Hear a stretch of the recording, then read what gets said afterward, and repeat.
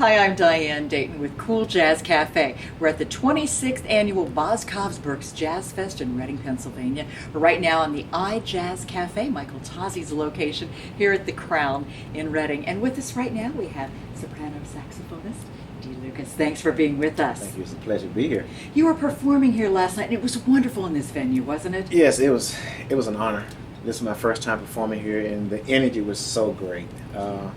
The guys were great on the bandstand, and the audience. They seemed to know their music. Very musically inclined, and that is the ultimate for performance. Yeah, it was a wonderful experience. I really enjoyed it. Yes.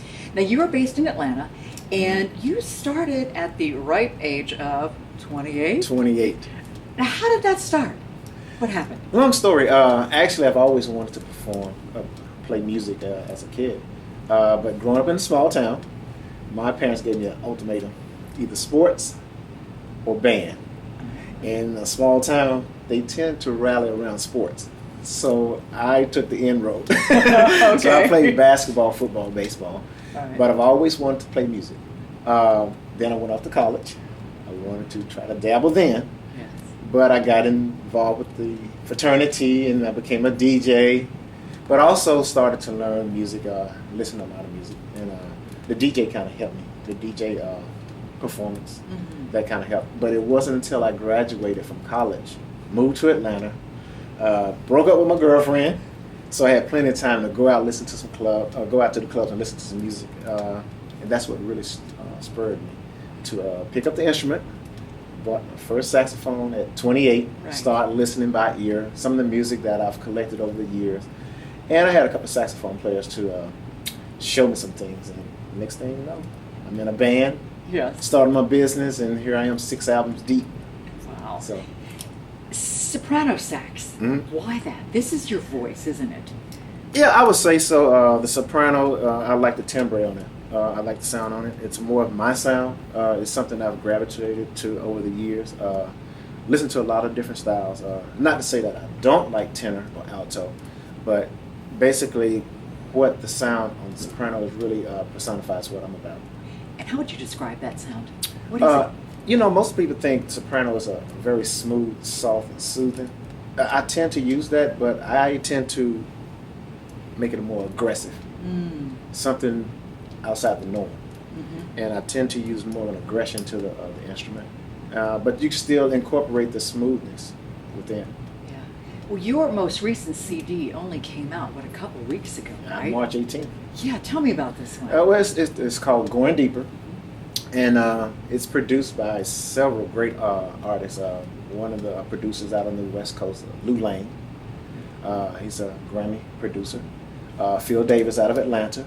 He's produced for the greats like Boney James and Rick Braun. And I think the album, was it Shake It Up? Yes. He produced Grazing in the Grass. Oh, wow. One of He my did that. favorites. Yes, and one of my great friends out of the Bay Area, guitarist Joel Del Rosario. He produced some great songs on there. But it's a very short album, I should say. It's got 7 songs on there. But there are 7 songs that I definitely took out the time to captivate the essence of what I was trying to convey to the audience. Going deeper. One of the songs you played last night, I think, is one of your favorites because someone who really influenced you was the late, great George Howard. Right. And it was one of his songs you played. Right. Now, that one is on the very first CD that I released, it's titled Remembrance. The song was called Dancing in the Sun. And yes, George was a very, very influential artist that I really gravitated to because of the soprano, and he had a very unique sound. And I kind of stuck with that, and some of the things that he did was outside of the norm, which, again, is my practicality of what I'm about. So Dancing in the Sun is a song that I will always play live. Yeah, it was wonderful. I absolutely loved it. Now, when you're not playing, you have a family, and you're doing what?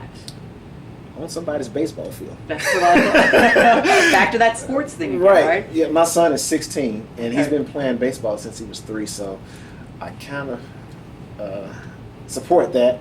Wow. And he sat down and he told me that, Dad, I want to play college ball one day. I said, well, you have to put in the work to get to the next level, and I will help you invest in that. So along with the coaching and also getting him to the camps and the training, the off-season workouts, It's almost there, and it's a fun to watch him grow and develop into what he's trying to achieve. And also my daughter, she's into ballet, tap dance, piano, Spanish, and the list just goes on. But outside of music, it's really about family for me, family time, because those are the supporting factors that you need to allow me to do what I'm doing. How do your kids feel about your music? What do they say? They're very proud of what I'm doing. Both of them really understand what I'm trying to do, and that is to play great music, and basically just give the best that I can from the arts perspective. They're very supportive. They don't like when I have to go out of town because they call me every 15 minutes, but that's okay. That is okay. But they're very supportive, and my wife as well. Yeah, that's wonderful. How is it to be doing what you love? I think it's ultimate because you don't want to go in life, in my opinion, singing the coulda, shoulda, woulda song. Right.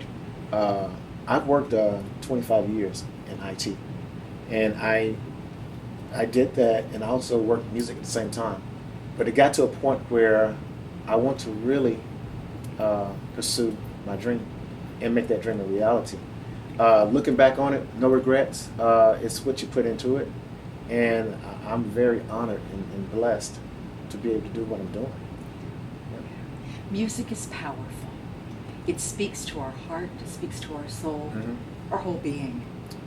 What do you want to say? What do you want us to feel? How do you want to move us? Well, I want to say music changed lives. And I get this all the time. Matter of fact, I had a fan last night. He was a Facebook fan. And he said he had a hard day. Matter of fact, he had a hard week. 5 days of hard work. But he spent those last 2 hours last night, and it changed his whole perspective on that week. That right there says that's changing lives, and this is what music is about. He doesn't know me, but he felt the music, and it transcended what he was going through. You know, I was very moved last night too, because you know, we come to these concerts and we are literally away from everyday life, and we are immersed together as a group, and we experience together, and it was so uplifting and so positive. Right. Well, I think music, for one, it tears down a lot of walls. It breaks down barriers, whether it's racial, political, what have you. When it's about the music, it's universal, and that's beautiful. I think so too. Well, on this beautiful instrument and how beautifully you play, can you tease us with something off of the most recent release? Sure. We'll do something off the actual CD called Going Deeper. Let's see what I can come up with. Okay.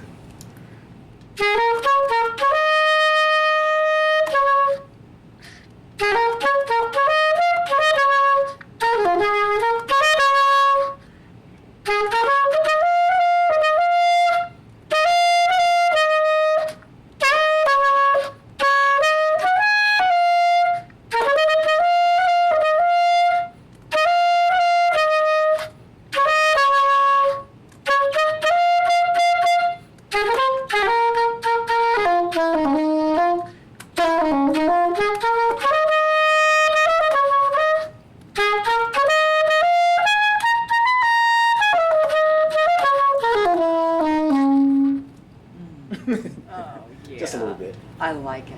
Really nice. Thank you for going deeper with us in this interview. My pleasure. Thanks so much for joining us. All right. The fabulous Dee Lucas. We're coming to you from the 26th Annual Boscov Berks Jazz Fest in Reading, Pennsylvania.